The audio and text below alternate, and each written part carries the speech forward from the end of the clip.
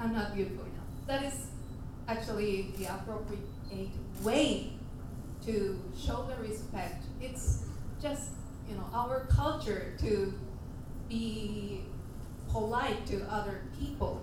But I know it's very confusing if we say like, no, I'm not beautiful. So because I am working with international team, I am now saying like thank you instead of no, I'm not. But if we are in Japan, that's how people behave because that is our culture. So after I started working as Miss Heritage Japan, I'm always thinking that what is the how we should behave to others. Like if I should behave as Japanese saying like be too humble or be more confident because in like global standard we are told that we have to be confident and we have to be powerful. But our virtue is not to be too confident. That is just our virtue, and that's how we are taught in Japan. And after 6 months or some for a while working as Miss Heritage Japan, I think what we should do is just to learn their diverse way to show the respect. Japanese way to show the respect is just to bow and say I'm not good enough. But it's just to show the respect to other people. But if I go to somewhere else, like here in India or South Africa, I have to be adapted to other standards so that I can show the respect and people can know that I am showing the respect to that person. So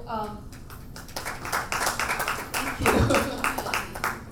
So I think that's a very important point to think about showing the respect, and that's what we need to keep in our mind, that there are like very variety of the way to show the respect in the world.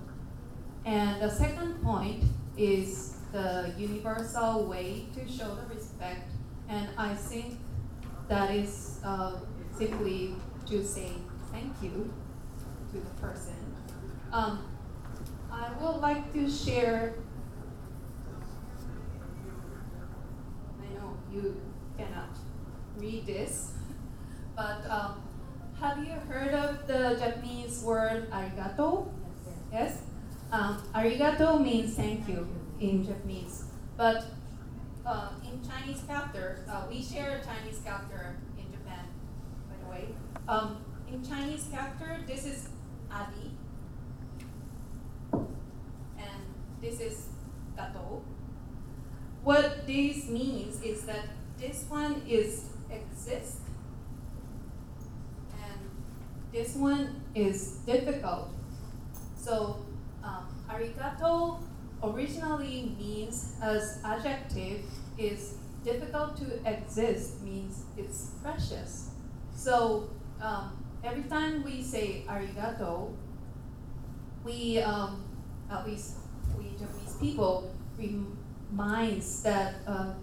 reminded that the thing or the person or the moment that I'm sharing with someone or something else is very precious. If we miss that moment or that chance to share with others, we cannot get it again.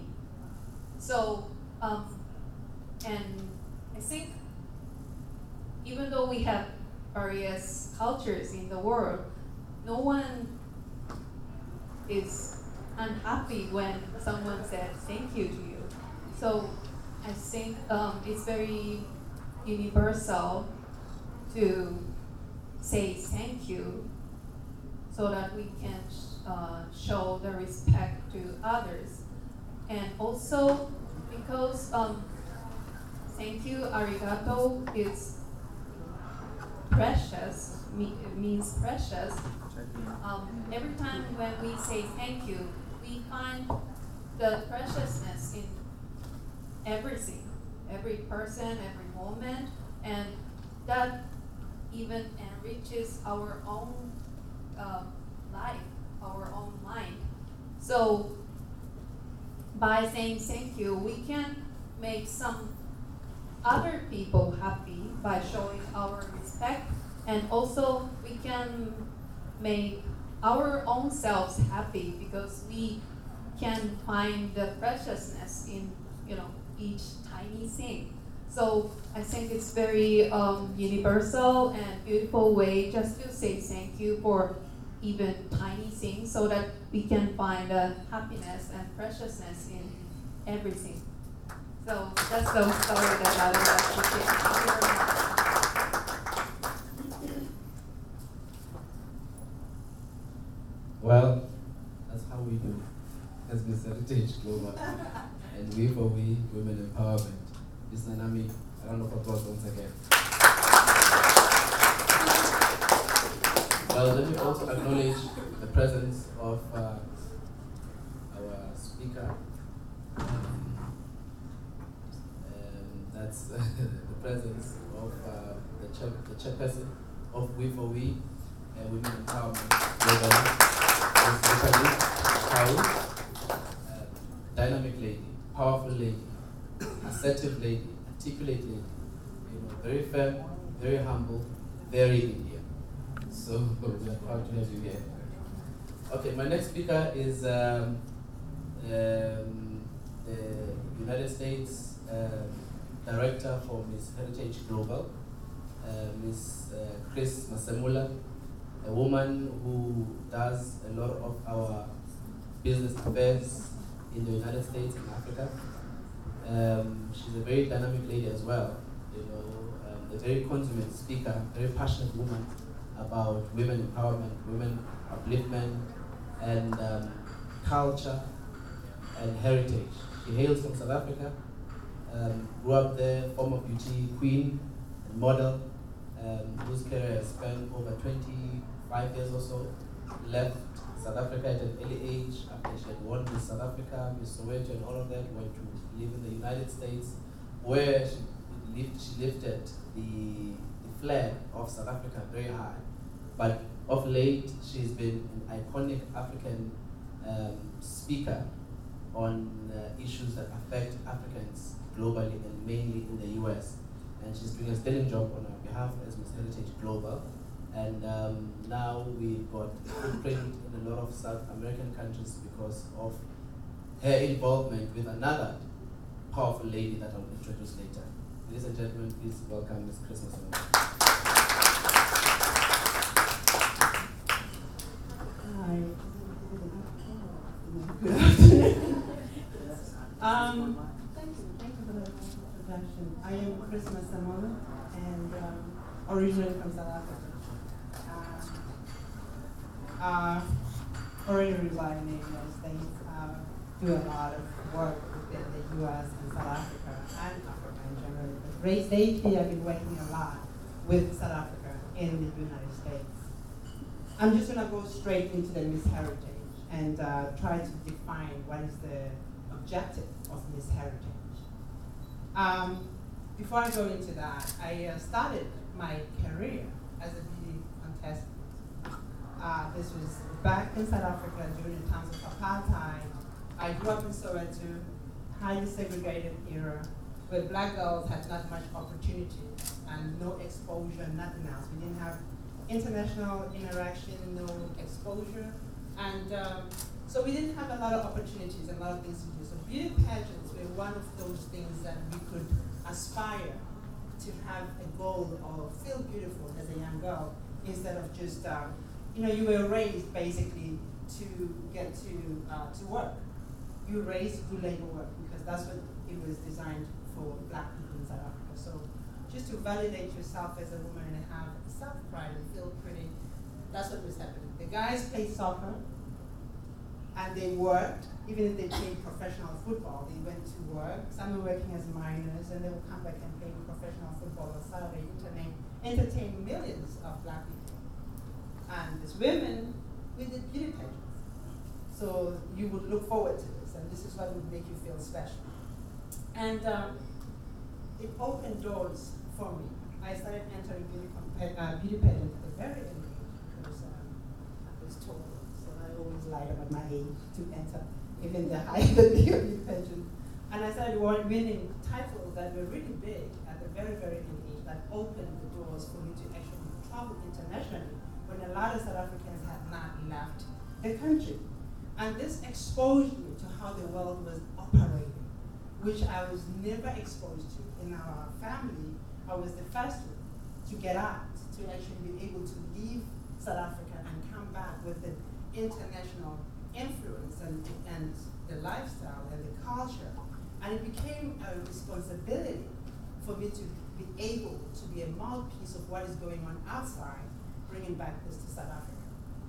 In a way, it kept me very disciplined and contained. Because everything, sometimes not everything that is negative, that you can think that is negative, can work for you good. Because we were so voiceless and so oppressed in South Africa, you didn't really know how to interact with the international platform. And so when I started traveling, I just became a sponge. I would not interact a lot, I would watch and absorb everything. And this gave me a deeper insight of understanding people, their beliefs, their goals, what makes them different, what makes me different. And I aspire as a young girl to be whatever we see in the United States or in London, and how the lifestyle is, how the girls are, how they articulate themselves. And that's how the heritage and the culture became such a significant and important role in my life, where I realized that we are all the same, but what makes us unique, it is the very same reason that divides us.